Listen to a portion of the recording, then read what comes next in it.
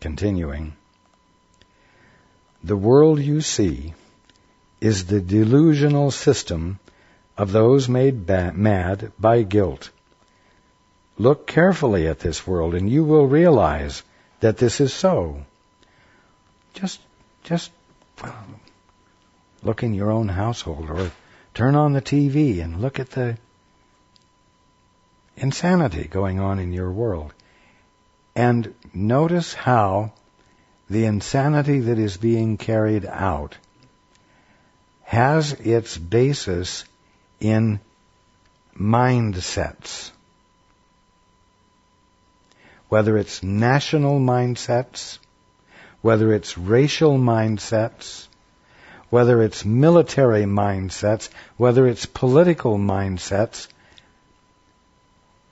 what is being carried out is occurring because people are not being able to let go of the definitions and the rules that they have thought up that they further think constitutes their salvation. Notice this when you watch the news. And then take advantage of its transfer value, because sometimes it's easier to see about someone else what you can't see about yourself, but which is absolutely true about yourself. Recognizing that it's true about yourself is the beginning of sanity, because it's the beginning of being able to take responsibility for what you're doing. And once you take responsibility for it, once you own the fact that, hey, yes, I am doing that too, you're in a position where you can change your mind. Or I'm going to say, change the use to which you're putting your mind. And practice letting go of thinking. And practice, quote, the silence, unquote.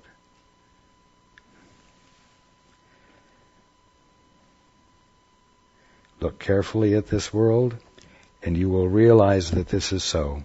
For this world is the symbol of punishment, and all the laws which seem to govern it are the laws of death. Children are born into it through pain and in pain. Their growth is attended by suffering, and they learn of sorrow and separation and death. Their minds are trapped in their brain, or at least that's what they're led to believe. Their minds are trapped in their brain, and its powers decline if their bodies are hurt. They seem to love, yet they desert and are deserted. They appear to lose what they love, perhaps the most insane belief of all. And their bodies wither and gasp and are laid in the ground and seem to be no more. Not one of them but has thought that God is cruel. If this were the real world, God would be cruel. For no father could subject his children to this as the price of salvation and be loving. Love does not kill to save. Love does not kill to save. If it did, attack would be salvation. And this is the ego's interpretation, not God's.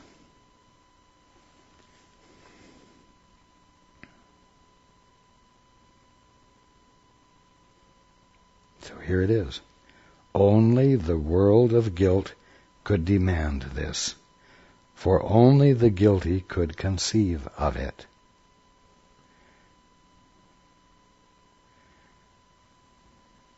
You've got to be careful here, because it makes it sound as though there's someone who could really be guilty. The whole experience of guilt is a result of a poor use and improper use of the mind, not the normal use of the mind.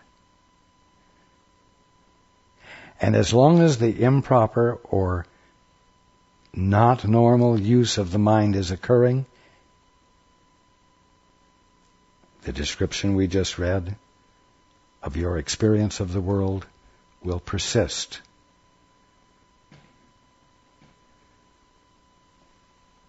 Not because it's actual, but because you've made a commitment to making up definitions about what you're seeing, and you've chosen to commit to those definitions and ignore the fact that you're making them up. Ignore the fact that in committing to them you are choosing to refuse to see what everything really is. And you're doing it by means of the thoughts you're thinking.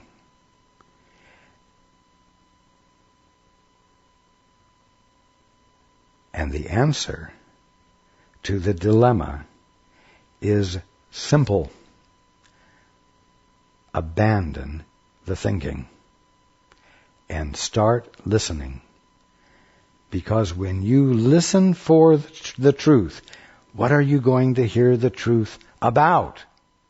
You're going to hear the truth about everything that you've been believing a lie about and committing yourself to. And so by listening, you won't be transported out of this cruel world. You'll be transported out of the context of thinking about reality, in which everything is screwed up, into the awareness of reality as it is, and thereby everything you have been seeing in a distorted fashion, you will now see clearly. It will not constitute a loss of anything meaningful, but the regaining of the actual divine, holy, awesome, capital M meaning of everything you had applied an awful, little, tiny, demeaning definition to in an attempt to secure an identity that you could never have privately, all alone.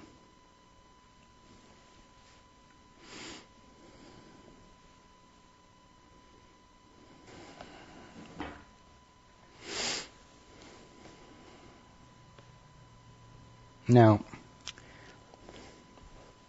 the subject tonight is not serious,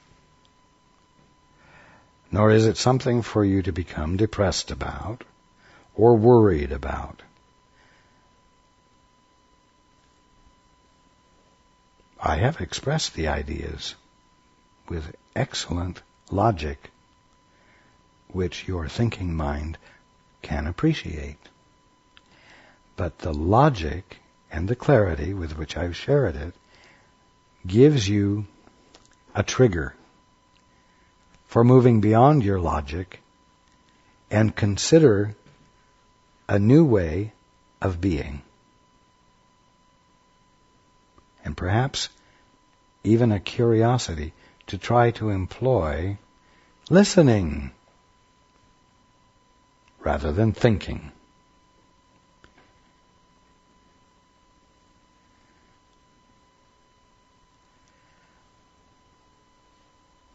What we've been discussing tonight is essential to what we're going to be discussing as we move further on. And so I encourage you all to review it.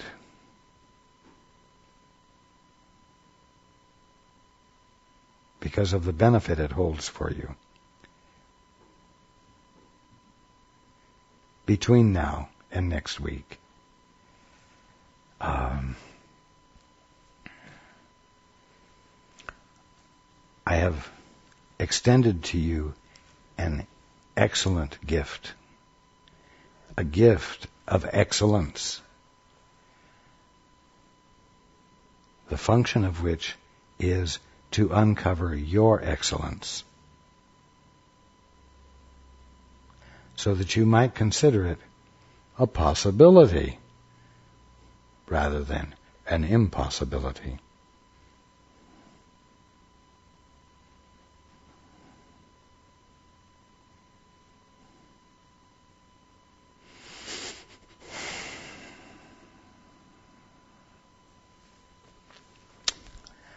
I love you all.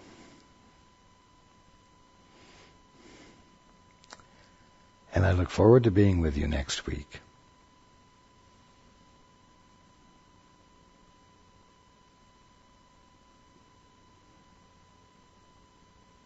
Don't be afraid of the truth. Ye shall know the truth, and the truth shall set you free. And let me just say, that doesn't mean ye shall know the truth that you already know, and the truth shall set you free. It means ye shall know the truth, what it really is. And in the aha, and the insight, and the revelation that follows, you will be set free. Let your desire be to know the truth that's greater than any of your present concepts of truth. Okay.